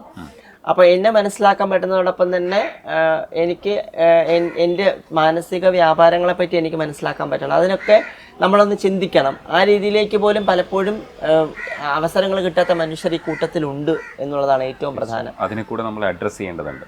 മനു, മറ്റൊരു കാര്യം ചോദിച്ചാൽ, ഇപ്പം നിങ്ങൾ രണ്ടുപേരും കമ്മൂട്ടാണ്, എന്നിട്ട് നിങ്ങൾ മാറുകയും ചെയ്തു. ഈ മാറി ഇരിക്കുന്ന രണ്ട് പേഴ്സൺ എന്നുള്ള അർത്ഥത്തിൽ നിങ്ങൾ പരസ്പരം ഒരുമിച്ച് താമസിക്കുന്നുണ്ട്. ഇതൊക്കെയാണല്ലോ വലിയ കാര്യങ്ങളായിട്ട് നമ്മൾ കൈകാര്യം ചെയ്യാൻ പോകുന്നത്. അതായത് നമ്മുടെ ഐഡന്റിറ്റിയുടെ ഏറ്റവും വലിയ പ്രശ്നം നമ്മൾ ഇണയെ തേടുന്നതുമായി ബന്ധപ്പെട്ടും കൂടിയാണ്. അപ്പം ഈ രണ്ടുപേരും കൂടെ ഒരുമിച്ച് താമസിക്കുമ്പോൾ നിങ്ങൾക്ക് തന്നെ കുറേ കാര്യങ്ങൾ ഐഡന്റിഫൈ ചെയ്യാൻ പറ്റിയിട്ടുണ്ടാവും ജീവിച്ച് തുടങ്ങിയതിന് ശേഷം. ഈ 2 വർഷം കൊണ്ട് പുതുതായിട്ട് എന്തൊക്കെയാണ് പഠിച്ചിട്ടുള്ളത് ഈ ഏരിയയിൽ? ഇല്ലെങ്കിൽ രണ്ടുപേരും ഒരുമിച്ച് ജീവിച്ചതുകൊണ്ട് എന്തൊക്കെയാണ് മനസ്സിലാക്കാൻ പറ്റിയിട്ടുള്ളത്?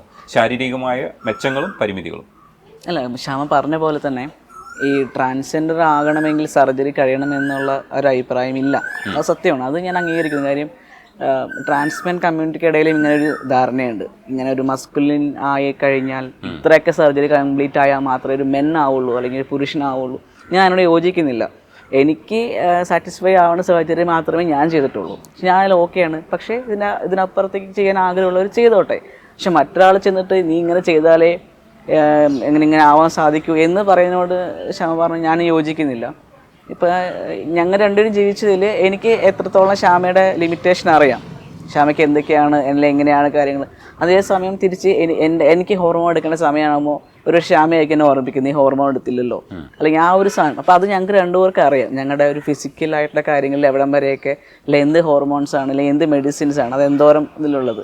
അപ്പോൾ അത് ഞങ്ങൾക്ക് രണ്ടുപേർക്കും പരസ്പരം മനസ്സിലാക്കി അത്തരം കാര്യങ്ങളിലും സർജിക്കലായ ട്രീറ്റ്മെൻറ്റിലേക്ക് ശേഷം വരുന്ന ആഫ്റ്റർ കെയർ കാര്യങ്ങളെല്ലാം അങ്ങോട്ടും ഇങ്ങോട്ടും അറിയാൻ സാധിക്കുന്നുണ്ട്.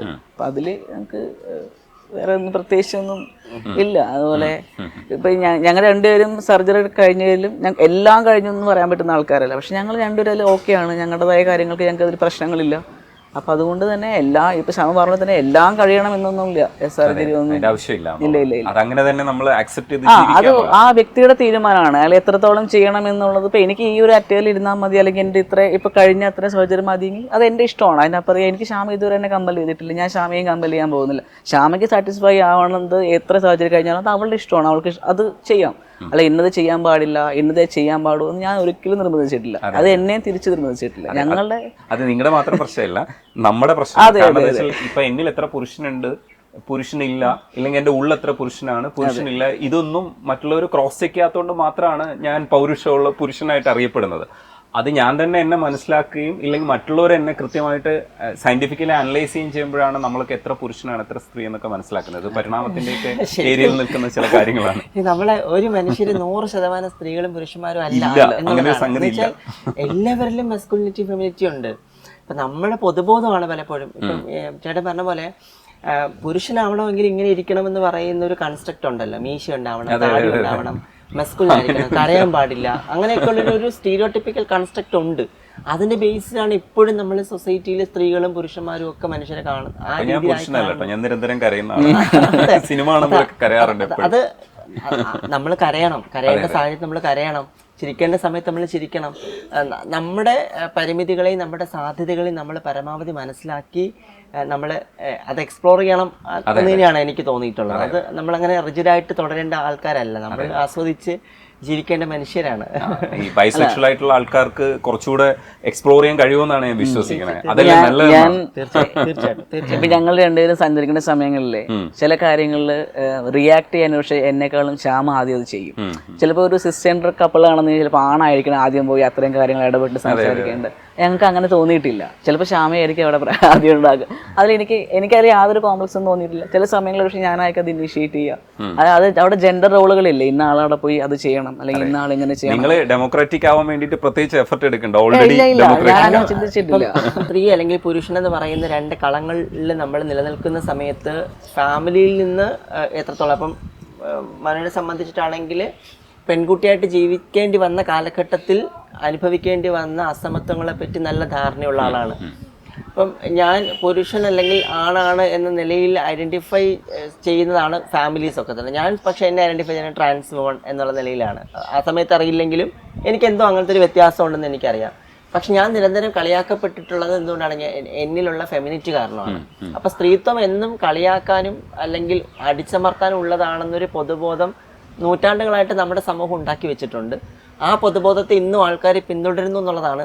ഇന്നും സ്ത്രീകൾക്ക് നേരെ അത്തരം അതിക്രമങ്ങൾ പല കുടുംബങ്ങളിലും നടക്കുന്നതൊക്കെ നമ്മൾ കാണുന്ന സമയത്ത് നമുക്ക് തോന്നിയിട്ടുള്ളത് ഇന്നും സ്ത്രീകൾ രണ്ടാം തരം പൗരത്വമുള്ളവരായിട്ട് മാത്രമാണ് പലപ്പോഴും. മതങ്ങളടക്കം എനിക്ക് തോന്നുന്നത് പല മതഗ്രന്ഥങ്ങളടക്കം വ്യവസ്ഥാപിതമായി സ്ത്രീയെ ഇപ്പോഴും കാണുന്നത് രണ്ടാം തരം പൗരത്വത്തിൽ തുടരുക എന്ന നിലയിൽ തന്നെയാണ്. അതിൽ നിന്ന് മുന്നോട്ട് വരുന്ന സ്ത്രീകളൊക്കെ തന്നെ ധിക്കാരികളും തൻ്റെടികളും നിഷേധികളായിട്ടാണല്ലോ സമൂഹം കണ്ടുകൊണ്ടിരിക്കുന്നത്.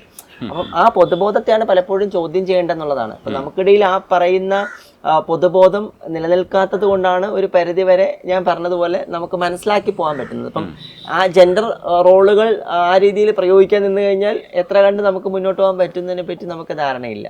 ആ ജെൻഡർ റോളുകൾ അങ്ങനെ കൈകാര്യം ചെയ്യേണ്ടതല്ലല്ലോ. എല്ലാ മനുഷ്യർക്കും ഭരണഘടന ഉറപ്പാക്കുന്ന അവകാശം തുല്യമായി തന്നെ ആസ്വദിക്കാൻ അവകാശമുള്ള മനുഷ്യരാണ്. ഇതൊക്കെ മേൽപ്പരപ്പിലും നമ്മൾ വളരെ സ്ട്രോങ് ആയിട്ടൊക്കെ പൊതുമധ്യത്തിലൊക്കെ സംസാരിക്കുന്നുണ്ട്. നിങ്ങൾ തമ്മിൽ എന്ത് കാര്യത്തിലാണ് അടി? ഞങ്ങൾ തമ്മിൽ അങ്ങനെ വലിയ അടിയില്ല, ചെറിയ അടിയൊക്കെ ഉള്ളു. ഒരാളുടെ അടികൾ എന്ന് വെച്ചാൽ ഇപ്പം നമ്മൾ ഒരു കാര്യം ചെയ്യണം, ഒരു കാര്യം ചെയ്യേണ്ട കാര്യമാണ്. ഇപ്പം ചിലപ്പോ എന്തെങ്കിലും തിരക്ക് കാരണമോ അല്ലെങ്കിൽ മറവി കാരണമോ ഒക്കെ ചെയ്യാൻ പറ്റിയില്ല എന്ന് വിചാരിച്ചോളൂ. അതൊക്കെ വലിയ പ്രശ്നമാവാറുണ്ട്. എന്നുവെച്ചാൽ ഫിസിക്കലി അട്രോസിറ്റി ഉണ്ടാക്കും എന്നുള്ളതല്ല, മറിച്ച് വാക്കുകൾ സംസാരിക്കാറുണ്ട്. അങ്ങനെ സംസാരിക്കേണ്ട, പിന്നെ ഡിബേറ്റ് ചെയ്യാറുണ്ട്. ചില വിഷയങ്ങൾ ചിലപ്പോൾ അങ്ങോട്ടും ഇങ്ങോട്ടും വാദിക്കാറുണ്ട്. ഞാൻ പറയണതാണ് അങ്ങനെ ഒരു സംഭവം. പക്ഷെ അത് ചിലപ്പോൾ പുള്ളിക്കാർക്ക് ഇത്തിരി ദേഷ്യം വരും. ചില കാര്യങ്ങളിൽ ഞാൻ പറയണത് തെറ്റാണ്, ഞാൻ ചിലപ്പോൾ അത് തന്നെ പിടിച്ച് ഞാൻ ചുമ്മാ അവളെ ചൂടാക്കുമ്പോൾ അത് ചിലപ്പോൾ ദേഷ്യപ്പെടും. പിന്നെ അതിലും പറഞ്ഞാൽ ദേഷ്യം കുറച്ച് കൂടുതൽ പുള്ളിക്കാരിയാണ്. ശരിക്കും ചില കാര്യങ്ങൾ നമ്മൾ അനുഭവിച്ച് വന്ന ചില വിഷയങ്ങൾ നമ്മൾ മനസ്സിലാക്കാതെ ചില സ്റ്റേറ്റ്മെൻറ്റുകൾ പറയാൻ ശ്രമിക്കുമ്പോൾ അത് എനിക്ക് ഹേർട്ട് ചെയ്യാറുണ്ട്, അല്ലെങ്കിൽ ഞാനത് ചോദ്യം ചെയ്യാറുണ്ട്. എന്ന് വെച്ചാൽ പൊതുബോധത്തിന് പിന്തുണയ്ക്കുന്ന ചില നിലപാടുകൾ എടുക്കുമ്പോൾ അത് എന്നെ സംബന്ധിച്ച് ഞാൻ അടികൂടിയാലും ഞാൻ കുറച്ച് ദേഷ്യപ്പെടുന്നത് ശ്യാമീകരിക്കും. അത് എനിക്ക് ആളുടെ നേച്ചറാണ്, അത് ഞാനിപ്പോൾ മനസ്സിലാക്കുന്നത്. എനിക്കതിൽ ഒരു പരാതിയൊന്നുമില്ല. ഞാൻ ചിലപ്പോൾ ആൾക്കാർ പറയും നിങ്ങൾക്ക് ആ ഒരു ഫീമെയിൽ ഇതുള്ളതുകൊണ്ടാണ് അങ്ങനെ, പക്ഷെ ഞാൻ അങ്ങനെ ചിന്തിക്കുന്നില്ല. ഞാൻ ശ്യാമയെ മനസ്സിലാക്കുന്നു ഞാൻ ചിന്തിക്കുന്നത്. അവിടെ ശ്യാമ നേരത്തെ പറഞ്ഞ പോലെ ഞാനൊരു ഫീമെയിലായിട്ട് ഒരു 24 അത്രയും വയസ്സ് വരെ ജീവിച്ച ആളാണ് എൻ്റെ വീട്ടിൽ. അപ്പോൾ എൻ്റെ വീട്ടിൽ ഞാൻ 2 പെൺകുട്ടികൾ മൂത്ത ആളായിരുന്നു. സ്വാഭാവികമായിട്ടും ഞാൻ കേട്ടിരിക്കുന്നത് നീ ഒരു പെൺകുട്ടിയാണ്, നീ ഇങ്ങനെ പോലെ ചെയ്യണം, അങ്ങനെ കേട്ട് കിടന്ന് അങ്ങനെ. അപ്പോൾ എൻ്റെ ഉള്ളിൽ കിടക്കുന്ന ആ ഒരു സംഭവം ഇപ്പോൾ ശ്യാമയോട് ഞാൻ കാണിക്കുമ്പോൾ അതിൻ്റെ ബുദ്ധിമുട്ട് അറിഞ്ഞ ഒരാളാണ് ഞാൻ. അപ്പം ഞാൻ തന്നെ ആളോട് കാണിക്കുന്നത് ശരിയല്ലല്ലോ. അപ്പോൾ ചില സമയത്ത് അങ്ങനത്തെ കാര്യങ്ങളൊക്കെ ഉണ്ട്. അപ്പം എനിക്ക് ശ്യാമയെ അറിയാം, ശ്യാമ എത്രത്തോളം ആണ് ദേഷ്യപ്പെടും, ആ ദേഷ്യം എത്രത്തോളം നിൽക്കും എന്നുള്ളത് ഇന്ന് അതേമാതിരി 2 വർഷം കഴിയുമ്പോൾ നമുക്ക് മനസ്സിലാക്കാൻ പറ്റുന്നുണ്ട്. കല്യാണം കഴിഞ്ഞ ഉടനെ അത് ചിലപ്പോൾ അറിഞ്ഞു എന്ന് വരില്ല. ഇപ്പോൾ 2 വർഷം കഴിയുമ്പോൾ നമുക്ക് സ്വാഭാവികമായിട്ട് അറിയാം ഇത്രത്തോളം ആൾ പറയൂ, ആ ദേഷ്യപ്പെട്ട് എത്രത്തോളം ഉണ്ടാവും എന്നുള്ളത് അറിയാം. ഞാൻ സ്വാഭാവികമായിട്ട് അവിടെ കാമാവുകയും ചെയ്യും. അതിൽ ഞാൻ അങ്ങനെ ഇതുകൊണ്ട് ഞാൻ കാമാവുന്നതുകൊണ്ട് എനിക്ക് പ്രശ്നം തോന്നുന്നില്ല. ഞാൻ എൻ്റെ പാർട്ട്ണറിനെ മനസ്സിലാക്കുന്നതിനപ്പുറത്തേക്ക് എനിക്കതിൽ വലിയ ഒരു പൊളിറ്റിക്സ് കൊണ്ടുവരേണ്ട കാര്യമില്ലെന്ന് തോന്നി. ഒരു കാര്യം കൂടെ ഉള്ളത് ഈ കാര്യത്തിൽ തന്നെ, ഇപ്പോൾ നമ്മളൊരു അറേഞ്ച്ഡ് മാരേജും ലവ് മാരേജും ചർച്ച ചെയ്യുമ്പോൾ തന്നെ നിങ്ങളുടെ മാരേജിന് ഇങ്ങനെ ഒരു ഫെയിലിയർ സംഭവിക്കരുത് എന്ന് എല്ലാവർക്കും ആഗ്രഹമുണ്ട്, കമ്മ്യൂണിറ്റിക്ക് ആഗ്രഹമുണ്ട്, നിങ്ങൾക്ക് രണ്ടുപേർക്കും ആഗ്രഹമുണ്ട്. അതൊരു പ്രഷർ പോയിന്റിലേക്ക് നിങ്ങളെ കൊണ്ടുവന്ന് നിർത്തുമോ? ഇങ്ങനെ നമ്മൾ അടിച്ചു പിരിയാൻ പാടില്ല എന്നുള്ളത് കോൺഷ്യസ്നെസ്? നമ്മൾ ആ വിഷയവും സംസാരിച്ചിട്ടുണ്ട്. ഇപ്പം നമുക്ക് ഏതെങ്കിലും ഒരു ഇൻസ്റ്റന്റില് ചില പ്രശ്നങ്ങളുണ്ട്, നമുക്ക് ഒരുമിച്ച് പോകാൻ പറ്റില്ല എന്ന് നമുക്ക് തോന്നിക്കഴിഞ്ഞാൽ നമ്മൾ രണ്ടുപേരും മാറി നിൽക്കണം, അല്ലെങ്കിൽ ബ്രേക്ക് എടുത്ത് തന്നെ പോകണം.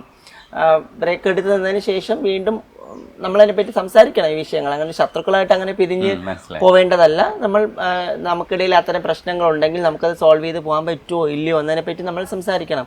പറ്റിയില്ല എങ്കിൽ നമ്മൾ സെപ്പറേറ്റ് ആയിട്ട് തന്നെ ജീവിക്കാൻ ശ്രമിക്കണം എന്ന് രണ്ടുപേരും പറഞ്ഞിട്ടുണ്ട്. ഇത് പ്രേമമുള്ളപ്പോ പറയുന്നതാണ്. പ്രേമം നശിക്കുന്ന സമയത്ത് നമ്മൾ പഴയതുപോലെ തന്നെ എല്ലാ രീതിയിലും സംസാരിച്ചിട്ടുണ്ട്. അങ്ങനെ നമുക്ക് അങ്ങനെ ദേഷ്യപ്പെടേണ്ട കാര്യമില്ലല്ലോ. നമ്മളിപ്പോ എല്ലാ കമിതാക്കളും പരസ്പരം പറയുന്നത് നമുക്കൊരു ചായ കുടിച്ച് പിരിയാം, ആ സ്റ്റൈലായിരിക്കണം നമ്മൾ നമുക്ക് അങ്ങനത്തെ ഒരു പ്രഷർ ഇല്ല. ഇപ്പൊ വെച്ചാല് നമ്മളെ എന്നെ സംബന്ധിച്ചിടത്തോളം ഞാൻ മനസ്സിലാക്കുന്ന ആരും സ്ട്രഗിൾ ചെയ്ത് ഒരു ലൈഫിൽ തുടരേണ്ട ആൾക്കാരല്ല എന്നുള്ളതാണ്. അല്ലേ? ഇപ്പം നമുക്ക് ഇൻഡിവിജ്വലായിട്ട് നിൽക്കാനുള്ള എല്ലാ സ്പേസും റൈറ്റും ഒക്കെ ഉണ്ടെങ്കിൽ നമ്മൾ ആരെയും സ്ട്രഗിൾ ചെയ്ത് നീ എന്നോടൊപ്പം ജീവിച്ചേ പറ്റൂ, അല്ലെങ്കിൽ നമ്മൾ ഒരുമിച്ച് ജീവിച്ചില്ലെങ്കിൽ നമ്മോടൊപ്പം നിൽക്കുന്ന അവർക്കൊന്നും, നമ്മൾ വിവാഹം കഴിഞ്ഞ് നമ്മൾ ജീവിക്കുന്നു, നമ്മുടെ കാര്യത്തിൽ അവരെല്ലാം കൺസേൺ ആവുന്നുണ്ടോ? ഇല്ല. കൺസേൺ ആവുന്നുണ്ടോ ഇൻ ദ സെൻസ് എന്ന് പറഞ്ഞാൽ നമ്മൾ പിന്നീട് എങ്ങനെ ജീവിക്കുന്നതിനെ പറ്റി ഒരുപാട് ആശങ്കപ്പെടുന്ന ആൾക്കാരൊന്നും ആയിരിക്കണം എന്നില്ല എല്ലാവരും.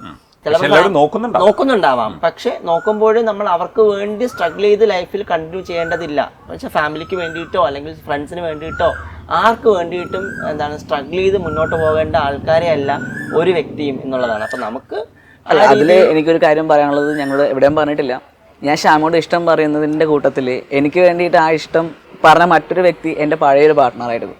ഞങ്ങൾ വളരെ ആലോചിച്ച് ഞങ്ങൾക്ക് മുന്നോട്ട് പോകാൻ പറ്റില്ല എന്ന് തീരുമാനിച്ച് കൃത്യമായിട്ട് മനസ്സിലാക്കി നല്ല സുഹൃത്തുക്കളെ ഇപ്പം പോകുന്ന ആൾക്കാരാണ്. അപ്പോൾ അത് അങ്ങോട്ടും ഇങ്ങോട്ടും മനസ്സിലാക്കി നമ്മുടെ ഒരു പാർട്ട്ണർഷിപ്പിൽ പോകാൻ പറ്റില്ല എന്ന് തിരിച്ചറിഞ്ഞ് ആ വ്യക്തി തന്നെയാണ് ശ്യാമോട് എനിക്ക് വേണ്ടി സംസാരിച്ചില്ല. അപ്പൊ അവിടെ നമുക്ക് ഇന്ന് ഞങ്ങളുടെ നല്ല സുഹൃത്തുക്കളാണ്. എനിക്ക് മനസ്സിലായി. അല്ല, അതിലാണ് ഞാൻ പറഞ്ഞത് ഇന്ന് ഞങ്ങള് ഇപ്പം ഇവര് രണ്ടുപേരും നല്ല സുഹൃത്തുക്കളാണ്. അവളും വിവാഹം കഴിഞ്ഞിട്ടുണ്ട്, കുട്ടിയുണ്ട്. പക്ഷെ നമ്മളൊരു ഫാമിലി ആയിട്ടാണ് വരുന്ന സമയത്താണെങ്കിലും അവിടെ നമുക്ക് ആ പഴയ പ്രണയത്തിന്റെ അംശങ്ങളും ഞങ്ങൾ പരസ്പരം മനസ്സിലാക്കിയിട്ടുണ്ട്. നമുക്ക് പറ്റില്ല, പ്രണയിക്കാൻ പറ്റുമെങ്കിൽ വേണ്ട, നല്ല സുഹൃത്തുക്കളായിരിക്കാം. ആ വ്യക്തിയാണ് മനുവിന് നിന്നെ ഇഷ്ടമാണ്, ഇന്ന കാര്യങ്ങളാണ് ചെന്ന് സംസാരം. അപ്പൊ ആ ഒരു കാര്യം കൂടി ശ്യാമ ആ സമയത്ത് ചിന്തിച്ചു. കാരണം ആ വ്യക്തി തന്നെ ചെന്ന് പറയുമ്പോൾ പക്ഷെ മനുവിന്റെ ക്വാളിറ്റി ഒരു പക്ഷേ ആ കുട്ടിക്ക് കുറച്ചുകൂടി അറിയാൻ പറ്റുമായിരിക്കും. അതും ഒരു റീസൺ ആണ് എൻ്റെ അടുത്ത് യെസ് പറയാനുള്ള ഒരു കാരണത്തിൽ. അപ്പൊ അങ്ങനെ ഞാൻ ചിന്തിക്കുമ്പോൾ എനിക്ക് ചിലപ്പോൾ ഇവിടെയും ശ്യാമയോട് ഇനി പറ്റില്ല എന്നുണ്ടെങ്കിൽ ഞങ്ങളത് ചിലപ്പോൾ നമ്മൾ അങ്ങനെ സംസാരിക്കുന്നുണ്ട് കേട്ടോ. അല്ല, അതിന് അങ്ങനത്തെ രീതിയിൽ നമ്മൾ സ്ട്രഗിൾ ചെയ്ത് തുടരണം എന്ന് നമുക്ക് രണ്ടുപേർക്കും തീരുമാനമില്ല എന്നുള്ളതാണ്. കാരണം ഞാൻ എങ്ങനെ ചിന്തിക്കുന്ന ആളാണ്. ഞാൻ ഒരുപാട് സ്ട്രഗിൾ ചെയ്തിട്ടാണ് ഈ ഒരു എൻ്റെ ലൈഫ് ഇങ്ങനെ ആവുന്ന ഒരിക്കലും ഞാൻ വിചാരിച്ചിട്ടില്ല. അപ്പോൾ ഏറ്റവും സമാധാനപരമായിട്ട് എത്രത്തോളം മുന്നോട്ട് പോകാൻ പറ്റും അത്ര ജീവിച്ചാൽ മതി. എനിക്ക് അങ്ങനെ ഒരുപാട് കാലം ഇഷ്ടപ്പെട്ട ആളെ പിടിച്ചു വെച്ച് ജീവിക്കണം എന്നൊന്നുമില്ല. എൻ്റെ കൂടെ ജീവിക്കാൻ ഇഷ്ടമുള്ള കൂടെ ഉണ്ടെങ്കിൽ അയാൾക്കും കൂടി സമ്മതപ്പെടുന്ന കാലം വരെ ജീവിച്ചു പോവാം. അതിനപ്പുറത്തേക്ക് പിടിച്ചു വെച്ചിട്ട് ആരുടെ സ്നേഹമൊന്നും നമുക്ക് പിടിച്ചാണ്ടായില്ല. നമ്മളിങ്ങനെയൊക്കെ ആയിപ്പോയത് ഇങ്ങനെ ആയിപ്പോയില്ലേ എന്നൊക്കെ പറഞ്ഞ സങ്കടമൊക്കെ ഉണ്ടോ? അതായത് നിങ്ങളെ ശരിക്കും മനസ്സിലാക്കി അക്സെപ്റ്റ് ചെയ്ത് തന്നെയാണോ ജീവിക്കുന്നത്? അല്ല, എന്നെ സംബന്ധിച്ച് ഞാൻ വളരെ കംഫർട്ടബിൾ ആണെന്നുള്ളതാണ്. ഇപ്പം എൻ്റെ ഒരു ട്രാൻസിഷന് മുൻപ് ചില ഇടങ്ങളിൽ പോവാൻ, ചില കാര്യങ്ങൾ സംസാരിക്കാനൊക്കെ എനിക്ക് ഭയങ്കര ഭയമായിരുന്നു. ഞാൻ ഒട്ടും എൻ്റെ ഐഡന്റിറ്റിയിൽ കംഫർട്ടബിളേ അല്ലായിരുന്നു എന്നുള്ളതാണ്. അപ്പം എനിക്ക് കോൺഫിഡൻ്റ് ആയിട്ട് പല വിഷയങ്ങളെയും ഫേസ് ചെയ്യാൻ പറ്റുന്നില്ല, ചില ഇടങ്ങളിൽ പോകാൻ പറ്റുന്നില്ല. പക്ഷെ അതിന്നൊക്കെ വലിയൊരു ചേഞ്ച് എനിക്ക് ഇന്ന് ഫേസ് ചെയ്യാൻ പറ്റുന്നു, അല്ലെങ്കിൽ എക്സ്പീരിയൻസ് ചെയ്യാൻ പറ്റുന്നു എന്ന് പറയുന്നത് ഞാൻ വളരെ കോൺഫിഡൻ്റ് ആണ്. എന്നുവെച്ചാൽ ഏത് ഇടങ്ങളിലാണെങ്കിലും എനിക്ക് സ്പേസ് ഉണ്ടാവും, അല്ലെങ്കിൽ എനിക്ക് സംസാരിക്കാൻ പറ്റും. അപ്പം ഞാൻ അവിടെ പോവും, സംസാരിക്കും. അതിന് ഞാൻ തലകുനിച്ച് നിൽക്കുന്നില്ല എന്ന് പറയുന്നത് ഞാൻ എൻ്റെ ഐഡൻറ്റിറ്റിയിൽ പ്രൗഡായതുകൊണ്ടാണ്. അപ്പം അതുകൊണ്ട് എനിക്കൊരിക്കലും ഞാനിങ്ങനെ ആയിപ്പോയല്ലോ എന്നൊരു ആശങ്കയോ അല്ലെങ്കിൽ സങ്കടമോ അല്ലെങ്കിൽ എന്തെങ്കിലും രീതിയിലുള്ളൊരു അയ്യോ അങ്ങനെ സംഭവിച്ചു പോയല്ലോ എന്നുള്ള അങ്ങനത്തെ ഒരു റിഗ്രറ്റും എനിക്കില്ല എന്നുള്ളതാണ് ഏറ്റവും പ്രധാനം. ഞാൻ എൻ്റെ അസ്തിത്വത്തിൽ ഞാൻ അങ്ങേയറ്റം പ്രൗഡാണ്. അതുകൊണ്ട് എന്നെ ഒരുപാട് പേര് മനസ്സിലാക്കുന്നത് അല്ലെങ്കിൽ അറിയുന്നതൊക്കെ തന്നെ. ഇപ്പം റീസെൻ്റ്ലി എനിക്ക് JRF കിട്ടി. PhD ഏതിലായിരുന്നു ചെയ്യണേ? PhD മലയാളമാണ് സബ്ജക്ട്. മലയാളം. അപ്പോൾ ഏകദേശം ജെൻഡറുമായിട്ട് തന്നെ ബന്ധപ്പെടുത്തി ചെയ്യണം എന്നുള്ളതാണ്. അപ്പം ഏകദേശം ഒരു 30 പേർക്കാണ് സംസ്ഥാനത്ത് ഈ പരീക്ഷയിൽ JRF കിട്ടിയത്. മറ്റ് 29 പേര് ആരൊക്കെയാണെന്നതിനെ പറ്റി ഒരുപാട് പേർക്ക് ധാരണയില്ല. പക്ഷെ എനിക്ക് JRF കിട്ടി എന്നുള്ളത് ഒരുപാട് പേര് അറിഞ്ഞിട്ടുണ്ട്, വാർത്തയായിട്ടുണ്ട്. അത് ഒരുപക്ഷെ എൻ്റെ ഐഡന്റിറ്റി ഇങ്ങനെ ആയതുകൊണ്ടാണ് അത് ആൾക്കാർ അറിഞ്ഞത്. വേറൊരാളാണെങ്കിൽ ഒരു ഭൂരിപക്ഷത്തിനോടൊപ്പം ഞാനും അങ്ങ് മാറി നിന്നേനെ എന്നുള്ളതാണ്. അപ്പം അതുകൊണ്ട് തന്നെ ഞാൻ ഐഡന്റിഫൈ ചെയ്യപ്പെടുന്നു എന്ന് പറയുന്നത് എൻ്റെ ഐഡന്റിറ്റിയുടെ ലേബലിലാണെങ്കിൽ I'm proud of that എന്നുള്ളതാണ്. അതിനപ്പുറത്തേക്ക് എനിക്ക് യാതൊരു റിഗ്രറ്റ് ഇല്ല. അത് വേറൊരു കാര്യം കൂടെ ചോദിച്ചാൽ, ശരിക്കും നമ്മൾ അങ്ങനെ അല്ലായിരുന്നെങ്കിൽ നമ്മൾ ഇത്ര സ്ട്രഗിൾ ചെയ്യേണ്ടി വരില്ലായിരുന്നു, നമ്മൾ കുറെ കൂടെ വേഗത്തിൽ എത്തേണ്ട ഇടങ്ങളിൽ എത്തുമായിരുന്നു എന്നൊക്കെയുള്ള ആശങ്ക? ഇല്ല, ഞാൻ അങ്ങനെ ചിന്തിക്കുന്നേ ഇല്ല. ചിലപ്പോൾ ആ ഒരു സ്ട്രഗിൾ ഉണ്ടായിരുന്നു. ഇപ്പോൾ ശ്യാമ പറഞ്ഞാലും ഞാൻ ഹാപ്പിയാണ്. എനിക്കിപ്പോൾ എന്താണോ ഈ നിൽക്കുന്ന ഈ രൂപത്തിൽ ഞാൻ ഒരിക്കലും ഈ രൂപത്തിലെത്തുന്ന ഒരു തവണ പോലും ചിന്തിച്ചിട്ടില്ല. ഒരുപാട് ആ ഒരു കാലഘട്ടം ഇപ്പോഴും എനിക്ക് ഓർക്കുമ്പോൾ വിഷമമാണ്. കാര്യം ഇങ്ങനെ ഇരിക്കുമെന്നോ ഇങ്ങനെ ആകുമെന്നോ ഇങ്ങനെ ലൈഫ് കിട്ടുന്നൊന്നും ഞാൻ ഫാമിലിക്ക് വളരെ ഫാമിലി ലൈഫ് എന്ന് പറഞ്ഞാൽ അത്രയും ഇമ്പോർട്ടൻ്റ് ആയിട്ട് കാണുന്ന ഒരാളാണ്. ഞാൻ അങ്ങനെ പബ്ലിക്കിൽ പോയിട്ടൊന്നും എക്സ്പോസ് ചെയ്ത് നിൽക്കത്തില്ല. ഞങ്ങളുടെ ലൈഫിൽ വളരെ ഹാപ്പിയാണ് ഇങ്ങനെ ഒരു ചെറിയ ലൈഫിൽ നിൽക്കുക. അപ്പോൾ ഈ ലൈഫ് കുറേ കാലം ആഗ്രഹിച്ച് സ്വപ്നം കണ്ട് നടന്നിട്ട് പിന്നെ ആ ഒരു പതിയെ ട്രാൻസിഷൻ നടന്ന് ഇതിലേക്ക് എത്തി കഴിയുമ്പോൾ ഇതിൽ ഓക്കെയാണ്. ഇതിനപ്പുറത്തേക്ക് ഇങ്ങനെ ഭയങ്കരമായിട്ടൊന്നും ചിന്തിക്കുന്നില്ല. ഹാപ്പി ആയിട്ട് ഇരിക്കുന്നു എന്നുള്ളത് കാണുമ്പോഴാണ് സന്തോഷമുള്ളത്. ഈ ഹാപ്പിനെസ് ഇങ്ങനെ തന്നെ തുടരൂ.